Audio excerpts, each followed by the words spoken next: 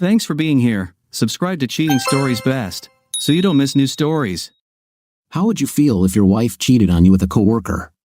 Today we'll listen to a story with a similar plot. Enjoy the show. Mike. I had plans. I had dreams. Heck, I even had a secret savings account for a special dream trip around the world we were going to take in just a few years.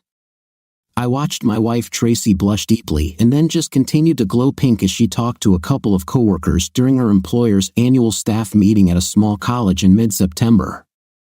I was standing about 15 feet away from my wife at the time. I noticed her reaction while sensibly talking to another group of her coworkers.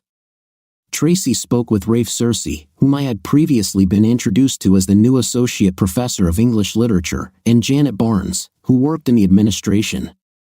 Considering it was a Christian college, I doubted either of the other two had told a dirty joke, which meant there was only one reason for Tracy's skin color, especially her consistent hue. She was very intimate aroused. Now, I had an answer to the question I hadn't asked.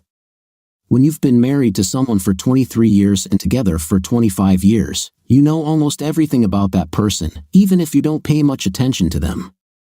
If you're paying attention, well, 10 minutes before, I thought I had a perfect marriage with an almost perfect woman. Now, I was piecing together the puzzle of some recent oddities in my wife's behavior that I had not recognized as strange until that moment. Tracy and I were best friends, lovers, and parents to two wonderful children.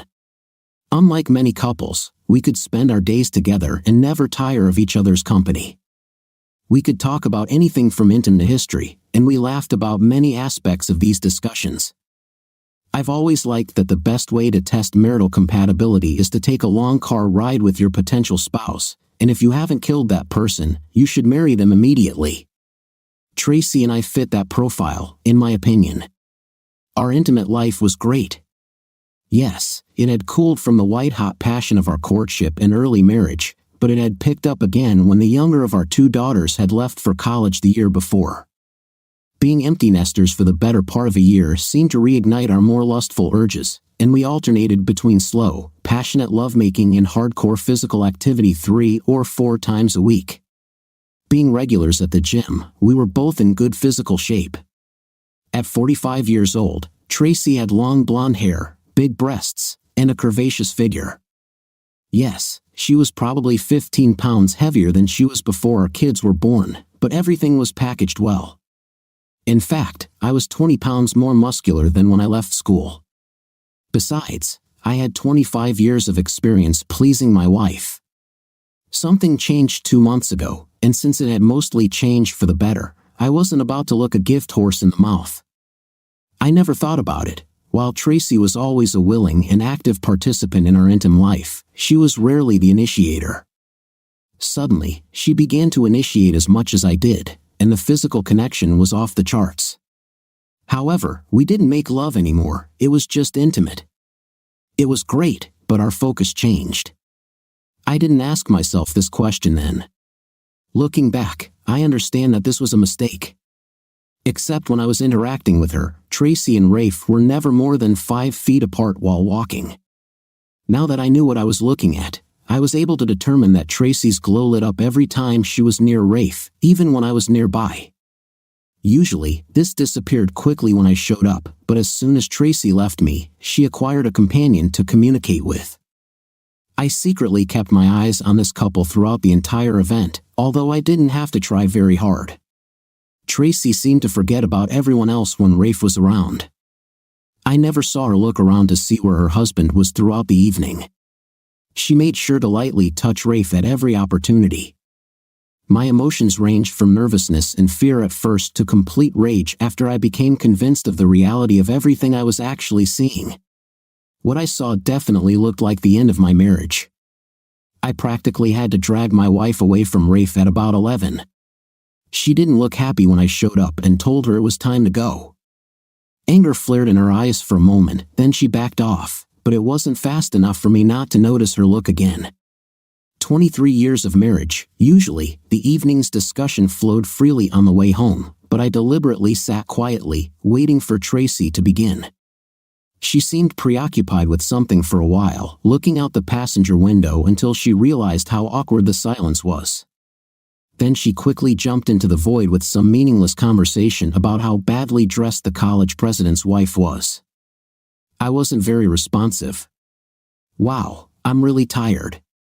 I'm going to go to bed," Tracy said when we got home. "Are you coming?" I wasn't sure if she was just trying to avoid the evening conversation or if she was trying to get me to go to bed so she could deal with any disappointment from the excitement. Anyway, I didn't bite and told her I was going to watch some TV. I think she looked disappointed. The next day was Saturday, so I was able to spend the entire day outside doing yard work, which gave me plenty of time to calm down and think things through. If Tracy had any idea that things weren't so simple in our universe, she did a good job of not showing it. The following week, things seemed a little tense at home. For my part, I tried to play it cool, but I used the Find My Phone app on my iPhone about 6 times a day, and in every case, Tracy was where she was supposed to be, so to speak. At night, she seemed more than ready to have a night. She seemed a little reserved the first night, but after that, she returned to her earlier manner. As usual, I made sure to please her, giving her several pleasure. The following Monday, nothing had changed, but on Tuesday, the Find My Phone app told me that Tracy had gone home at lunchtime. 15 minutes later, I quietly entered my home and confirmed that my marriage was over. They weren't exactly quiet in our bedroom, so I didn't need to go up the stairs to confirm that Tracy's partner was indeed Rafe. "Oh my God, Rafe," at one point during the celebration, Tracy shouted, "Oh God, baby, you are the best." The last one really hurt. It took all my self-control not to run into the bedroom and hurt the man. However, I did not enter the room because I knew that if I started beating him, I would not stop until I killed him. None of them were worth jail time. Tracy. I am fully aware that it sounds self-serving to say that I love my husband more than anything in the world, but it is the honest truth. I loved him for a quarter of a century. I hope to love him for at least another quarter of a century. However, in the interest of full disclosure, I also have to admit that I have a lover on the side. A lover who is so wonderful that I could not give him up, although I know that sooner or later, I would have to do it because it would be the only way to save my marriage. Mike, my wonderful husband, would be devastated to learn that I had an affair. That's why I did everything I could to hide my affair. However, I was not stupid enough to think that I would never be caught. I knew that the longer this went on, the more my chances of getting caught increased. Mike has been my rock for the last 25 years. We were married for 23 years and had 2 wonderful children. He was my best friend, my soulmate, and a wonderful intimate partner. We talked about everything, we laughed a lot, well, until recently. I had no intention of taking a lover. When I met Rafe Cersei, for some reason, he walked into the administration building a couple of days before school started, and without exaggeration, my life literally changed. Rafe was 30 years old, 6 feet 2 inches, very fit, with short brown hair and soft gray eyes. He was handsome, but he was no George Clooney. I didn't work the rest of the day because I couldn't get Rafe out of my head. When I got home, I'm pretty sure I almost killed Mike with him.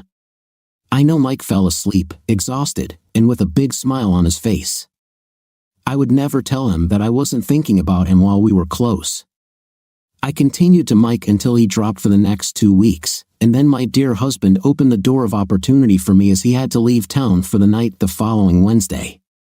I knew it was wrong, but I was practically shaking when I called Rafe on Monday morning and invited him to lunch on Wednesday afternoon.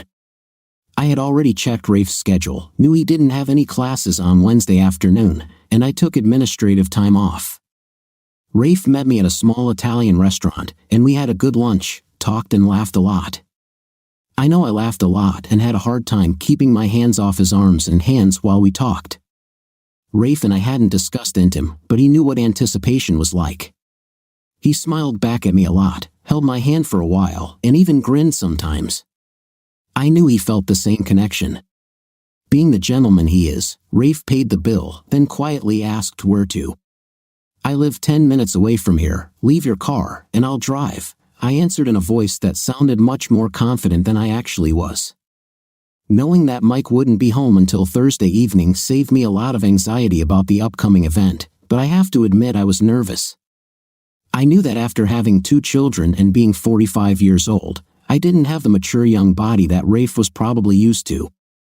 I loved Mike with all my heart and soul, but my time with Rafe was definitely going to happen, and I wasn't going to deny myself the pleasure, and I didn't feel guilty about it.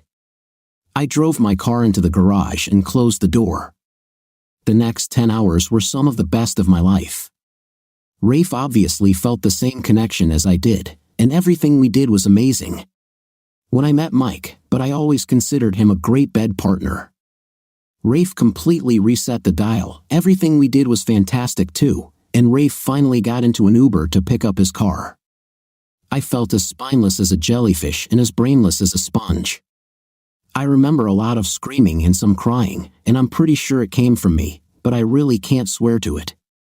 Hell, I couldn't swear on my own name. Now I knew what it was like to be senseless. I definitely wanted this. You are an amazing woman, Tracy. It was probably the best intimate of my life, Rafe, I said quietly as we snuggled together after our second connection of the evening. I really meant it. Mike was an excellent lover in his own right, however, the way I communicated with Rafe was beyond praise. It was almost as if we were doing something completely different from what Mike and I were doing. I couldn't feel guilty for doing something so amazing. In my mind, intimate with Rafe was separate from my life with my husband. Night with Mike was about emotion, intimate with Rafe was about amazing physical sensations. We did this twice a week. I knew this couldn't last forever, but I was going to enjoy it while I could. Mike. I knew that Tracy was supposed to be served with divorce papers on Wednesday at 10 a.m., 2 minutes passed before my phone rang. No, Mike, I don't want a divorce, she screamed over the phone when I answered. And I don't want a cheating woman as my wife. But we don't always get what we want, do we? I answered. I can explain. I made a decision for myself, she cried, the one we need to talk about. Tracy, I said, ending the conversation, since you ignored our vows and us, I also made a decision for myself. So no, we don't need to talk about your decision. I could actually be productive at work. Unfortunately, I knew what I would be faced with when I returned home, and Tracy did not disappoint. Don't you think you should have talked to me before you filed for divorce? Tracy screamed at me when I walked in. After all, we have been married for 23 years. What are you saying? Those 23 years didn't seem to matter to you when you constantly cheated on me, I shot back at her. I could tell from her eyes and smudged makeup that Tracy had been crying. I, myself, didn't feel very cheerful. I love you, Mike, really. What I had with Rafe was just physical. It was a decision for yourself, I finished for her. Tracy looked worried, to say the least. I'm sorry I hurt you, but I think you're overreacting. Can we talk about this? She asked. I don't understand what you're talking about, Tracy. You cheated several times, probably a lot more than I know, I said. I know it looks bad. I know it was just a decision for you, Tracy, I repeated. Why don't you explain it to me? I thought it was obvious that I was being sarcastic, but Tracy seemed encouraged by my reaction and actually smiled at me. I can't explain it, but it's like we have some kind of special physical connection. Is this the best intim you've ever had? I heard her. Her eyes became as big as saucers, and for the first time, she looked scared. You heard? She asked, with tears and fear at the same time. Do you want me to replay this for you? I was at home last week.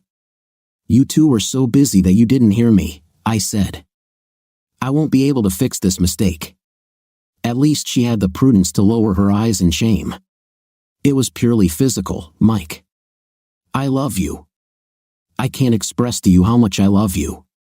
Can't we at least try to consult?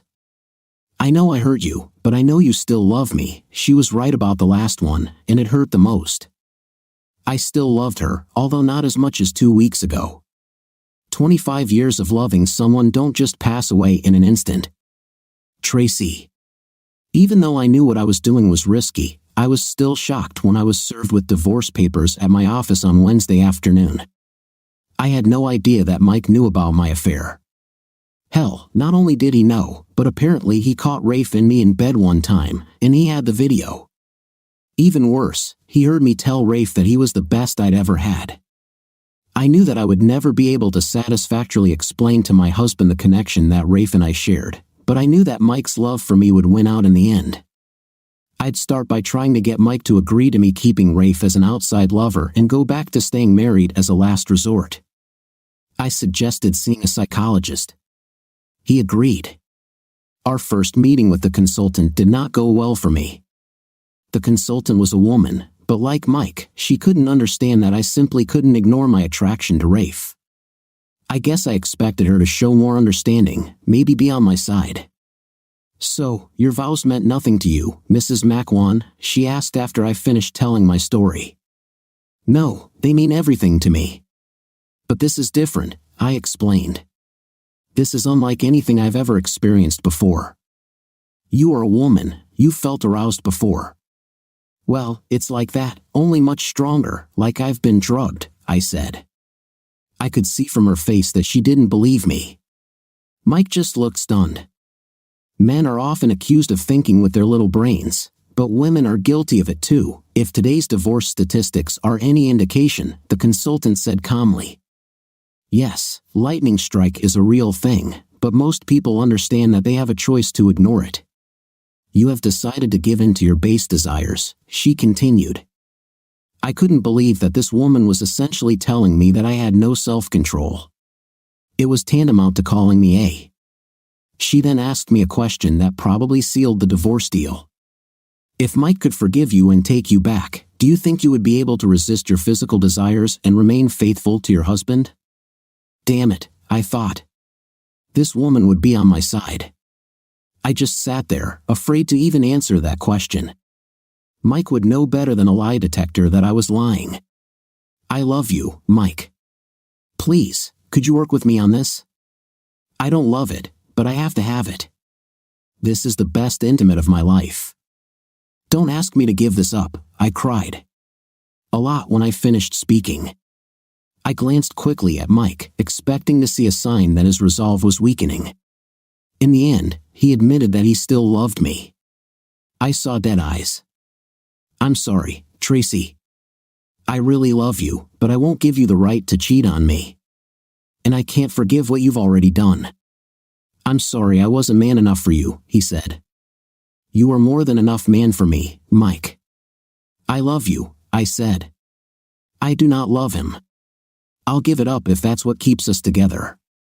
Please don't give up on us. I didn't do this. You abandoned us the first time you had a night with him," he blurted back. "Don't blame it on me. I just never knew how selfish you are. In the end, it's all about you. And you just don't love me as much as I love you," I retorted. 2 weeks after I last saw the consultant, I was in my bedroom with Rafe, young. I didn't know if Mike was watching me, but at that moment, I didn't care. I had seen Rafe on campus the day before and asked him. When I returned to my office, he was more than willing to show up for a lunchtime date. Yes, the intimate was outstanding. The divorce was finalized 6 months later.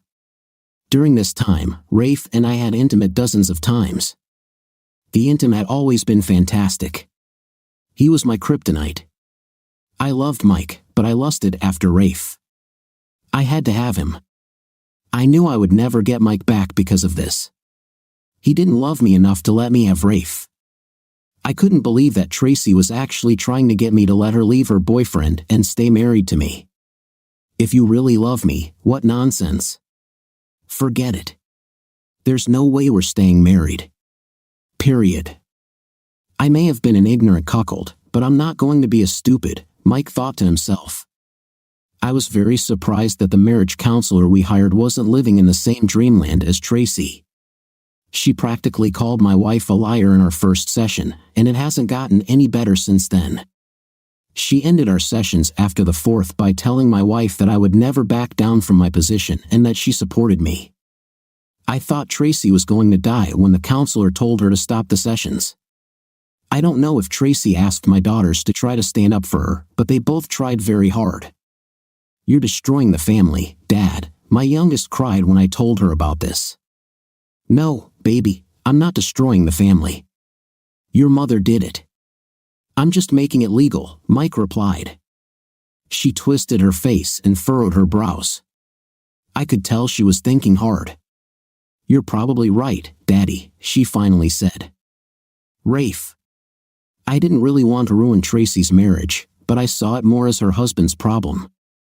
I knew she really loved this guy, but we had an amazing physical connection, and the intim was almost otherworldly. If she wanted to have me, hell yes, I was going to give it to her. I suppose I couldn't blame him for not wanting to be cuckolded, but again, that's between him and Tracy. My job is not to wonder why Tracy stayed away from me for 2 weeks after Mike filed for divorce. When he didn't relent and take her back, we resumed our romance. In fact, things actually got better because when Mike got out of the way, I got all her physical attention. I have to say that intimate with Tracy was the best intim I've ever had. Even though Tracy was great in bed, I never thought we'd last very long. At 45, she was not fit for marriage. I knew I wanted to have my own children, and she already had 2 grown children. Besides, if she could do what she did to the person she said she loved more than anything in the world, what could I expect? I continued to look for Miss Cersei, although I did not talk to Tracy about it. She already had enough on her plate after losing Mike. That all changed when I found Lucy Ralston about a year after Tracy's divorce. She was 24 years old, had short brown hair, a live dancer's body, and we hit it off from the start. I didn't tell Tracy about Lucy at first, but I finally confessed after about 2 months. I knew I had hurt Tracy's feelings, but it didn't seem like Tracy really loved me. She and I were absolutely connected physically, but emotionally, we were just good friends. When Lucy and I decided to be exclusive, I had to tell Tracy that it was over between us. "But I abandoned my husband for you," Tracy cried when I told her. "No, that's not true. You left your husband to have a night with me. We never existed. It was all about fantastic intimate, and it was your choice. But it's not my choice. My choice is to have a wife and family," he said. Tracy was devastated when Rafe told her he was going to be exclusive with Lucy and wouldn't have intim with me anymore. "But I abandoned my husband for you," I cried when he told me. Rafe gave me a look that I could only interpret as pity. "No, that's not true. You left your husband to have intim with me," he corrected. I knew he was right, but still, it was awkward when my children found out about it. Mike didn't sugarcoat the pill when we broke up, telling the kids, "I cheated on him several times for the best intimate of your mother's life." The kids weren't happy with me, but they eventually came to terms with it. Telling them a year and a half later that Rafe had left me to start a family with a younger woman just made me look pathetic, even to me. I didn't ask them not to tell their father, but I really hoped they wouldn't. I admit that I do not completely agree with this development of events in my life. When the kids came home for Christmas, my oldest daughter just casually asked if they were going to meet my boyfriend. At that moment, I admitted that we were no longer together. "So, you gave up a quarter of a century of love with your dad for a couple of years of night with some younger guy?" "Oh wait, sorry, a couple of years of the best intimate of your life," my daughter grimaced. I couldn't say much. I lowered my eyes to the floor. Losing Rafe still didn't affect me as much as losing Mike. I mean, Rafe was an amazing bed partner, but Mike was my soulmate, my everything. Coming home to an empty apartment every day after work was heartbreaking, but at least I could look forward to amazing intims several times a week. When Rafe left, I had nothing left. The loneliness turned out to be terrible. So, I guess I was pretty interested in dating. At first, I was surprised that most of the interested men were 30 plus, and some were even 20 plus. Maybe this old woman didn't look so bad for being 47 years old. I enjoyed the company of several men, although none of them even came close to the quality of my ex. Maybe it's because I hadn't dated in so long, but I've definitely noticed that men's expectations have changed over the past quarter century, especially among younger guys. They seem to expect intim on the first date, and if that didn't happen, there usually wasn't a second date. It wasn't that I was approved, but I also wasn't going to jump into bed with just anyone and everyone. When intimate happened from my point of view, he was usually quite good, and all my partners seemed very pleased. Most of the intim was just intimate, though. I guess I haven't dated anyone long enough to make real love. I really missed making love. When talking to the children, I tried to discreetly ask about Mike. I didn't think he was dating at all, which meant I still had a chance to get him back. I knew the odds weren't very good, but why wouldn't he date me if he was going to date other divorced women? We had a wonderful marriage for 23 years. However, I knew that I would have to be the aggressor if this happened. "Mike, maybe you'd like to have coffee with me sometime," I said after he answered my call a few months later. "I know I hurt you with what I did, and I'm sorry about it, but I really wish we could be friends. The kind that sit and drink coffee together, and maybe even eat food together sometimes. I really miss sitting with you and chatting." Sure, Tracy. I think we could do that," he answered cautiously. "I really miss your company, and I think I'm in a much better place now than I was." We set up our coffee date for next Saturday. Mike. I have to admit that Tracy looked fantastic when she walked into the Starbucks where we agreed to meet. I haven't seen her for 2 years, and time hasn't harmed her at all. She didn't look any older, and her weight was probably the same as the last time I saw her. She had her hair cut to shoulder length, and the tight sweater she was wearing really showed off her full breasts. She was wearing almost no makeup, which only emphasized the fact that she was a beautiful woman. I stood up to greet her and stopped in my tracks, not sure if I should hug her or not. She answered that question for me by walking right into my space, gently kissing my cheek and hugging me. I hugged her back. "How come no one has dragged you away yet?" a question involuntarily burst out. She blushed charmingly. "Apparently, not everyone has such good taste," she answered with a smile on her face. We ordered coffee and each received a cake. We talked about a variety of topics, just like when we were married. The conversation was so pleasant that we each drank our second cup of over-caffeinated Starbucks. "That was fun, Tracy," I said as we stood up to leave. "How about next time we have lunch together?" I think I surprised her with this invitation because her eyes widened when she looked at me. "Certainly." "That will be great," she said quietly. I called her 2 weeks later and set up a lunch date. It's been over 25 years since I've gone on any kind of date, absolutely none since Tracy and I got divorced. Although I was devastated by what Tracy had done to me, I tried my best to feign indifference to the general public.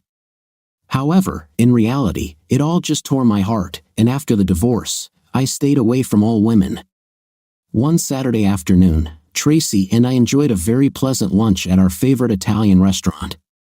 I know she was hoping that I would invite her to my house after dinner, but I walked her to her car in the parking lot, gave her a friendly kiss on the cheek, and headed to my car. Over the next year, we enjoyed several dinners. I didn't want to go beyond that because it gave me more control over the situation. In my opinion, dinner leads you to what happens after dinner, which leads you to what happens. I did not want to, and could not, approach this, Tracy. Mike must have gotten smarter over the years. I knew he enjoyed the time we spent together, but he never invited me to dinner. I figured that at some point, he would decide to do this, and it would just be a small step towards us spending the night together. I knew he wasn't dating, and I thought if I could rock his world one day, I'd have a chance to win him back. But he just never gave me that chance. Eating at IHOP is hardly conducive to bed sharing. I took the hint and started dating others again. I guess I'll just have to accept it. Tracy messed with my head so much that I didn't actually date another woman for 5 years. I definitely didn't view my lunches with Tracy as dates, although I know she was expecting something. I was in my favorite liquor store, checking out the many brands of tequila available, looking for something new when I felt a presence to my right. Apparently, she was doing the same thing as me. She seemed pleasant enough, so I decided she could use my extensive knowledge of distilled spirits. I was just trying to be friendly. "Do you want to drink tequila or make a cocktail?" I asked with a smile on my face. I never dilute good tequila. I drink my tequila like I drink my coffee, straight, without anything, she replied. Margaritas are good for parties, but when I really drink, I don't mix them. Wow, the woman who holds the key. I didn't know a single woman who drank tequila properly. For the first time, I turned to face a woman, damn, drinks tequila and looks damn good. There are no rings on her left hand either. She seemed a little younger than me. She had a head of curly dark brown hair that almost reached her shoulders. Her skin was pale and her eyes sparkling blue. I assumed Irish blood like mine. I didn't realize I was staring at her until I heard her speak, and then realized she was asking me a question, subtle, very discreetly. She grinned when I returned to the real world. I know I blushed. "I'm sorry, I'm just lost," I said weakly. A dozen brands of tequila and a beautiful woman who understands how to drink this tequila. In my world, this doesn't happen often, she smiled wryly at me. I thought she was going to move on when she spoke again. "And what kind of world is this, Mr. Tequila Snob?" "Loserville, USA, ma'am," I muttered. "Ma'am, did you just call me ma'am?" she asked incredulously. "Wow, do I look like your mother or something?" "Sorry about that, it's a matter of good manners. My parents are to blame, but no, you don't look like my mother. I loved my mother to death, but even on her best days, she didn't look as good as you." I couldn't believe it actually came out of my mouth. I winced. She looked surprised, then that look slowly turned into a sly smile. By now, I had a good look at what appeared to be a tight, curvy body for a woman her age. "So, why Loserville, Mr. Tequila Snob, if we're being polite? It doesn't look like you'll have any trouble getting a date or two." "I haven't been on a date in 5 years since I divorced my cheating wife," I said quietly. Oh, sorry about that," she said, looking embarrassed. There was an awkward silence for a while. I didn't have enough games to break the deadlock, but luckily, it did. "So, what do you recommend?" she asked, returning to the tequila. "I'm a big fan of Don Julio Blanco, and I also like Ferrey's new guy, Sammy Hagar's Santo Tequila. But if it's a really special occasion, then choose Don Julio 1942. Damn expensive, but it's really good stuff." "How much does it cost?" She nodded at me, as it seemed to me, ending the conversation. I grabbed a bottle of Santo from the shelf. Then, I thought, what the hell, and extended my hand. "Mike Mwan, how would you like to try tequila next door at my expense?" "Then, you could make a more informed decision," I said, giving her my most sincere look. She grinned again, cheekily, looked me up and down, and then accepted my invitation. We went to a nearby bar and spent the next 2 hours sampling tequila. I also made sure to buy us a couple of snacks. When we left the bar, I had Rose Smart's phone. I can't even begin to explain what was going on in my head over the next week. I was thrilled to have a beautiful woman's number, but that meant I had to call her and set up a date. The last time I went on a date was right before the American Revolution. Crap, I thought. I could take her to a restaurant. Maybe I could find a roller skating rink or bowling alley. My head was spinning. I had a good job and made decent money. For the most part, people seemed to like me. I was well aware of current events and would never talk about politics on a date. I noticed that I was sweating a lot. I realized that one thing has not changed when it comes to dating: women have all the power, and they know it. However, she gave me her number without me having to point a gun at her. That should have counted in my favor, shouldn't it? The debate in my mind raged for days and could have gone on much longer if fate had not intervened, fate disguised as Anna Stino, whom I literally stumbled upon in the hallway of the office where I worked. I was trying to decide what to do with Rose when I ran into Anna. She tripped on her 3-inch heels, and I grabbed her arms to keep her from falling, apologizing at the same time. "I know I'm not very big, but I don't think you would have noticed that I was there if you hadn't bumped into me," Anna told me after I calmed her down. The problem? Anna was probably the same age as my youngest daughter. We would talk from time to time. Usually, I would give her some fatherly advice about something. She was also my personal consultant on issues of the younger generation. If I needed to explain something generational and I didn't want to call my kids, I would find Anna, and she would explain things to me face to face in words that made sense to my 50-year-old brain. Yes, actually, I muttered, probably sounding like a weak buffoon. Anna looked at my face as if she was trying to read the sign. She broke into her signature smile. I was puzzled. This happened often. Maybe this problem is connected with a girl, a woman. She said this in her sing-song manner, sort of. Yes, I think so, I continued to mutter. She looked at me for a few seconds, then made a decision. Okay, you can tell me about it at Murphy's after work, and I don't want any ridicule when I get my ice-cold drink, or you'll be on your own, she lectured. We met at Murphy's later that day. Anna sat opposite me with a very cheerful expression on her face as I worried and stammered, talking about Rose. So, you haven't dated anyone since your divorce 5 years ago? With no one? Wow, I knew you were a little, but not to the same extent, she mimicked. I cringed from this ridicule, but still knew that Anna was right. I also knew that she was caring and kind to me. So, how long ago did she give you her number? This month, this year, it was 5 days ago, Anna. And if you continue to be smart, I'll turn you over my knee, I warned, only half seriously. Oh, we might both like this, she chirped back. I blushed. Seriously, Mike, what's the problem? You are not a troll, you have a lot ahead of you. Call her. Anna spent the next half hour telling me about some of the things she and her friends do on dates. I resisted the urge to pull out my notepad and take notes. Can you dance? She asked at one point. Who else has 3 left legs then? I'll take that as a no. You know, women really like it when a man asks them to dance. It's a kind of physical force that speeds up the process, she said with a big smile on her face.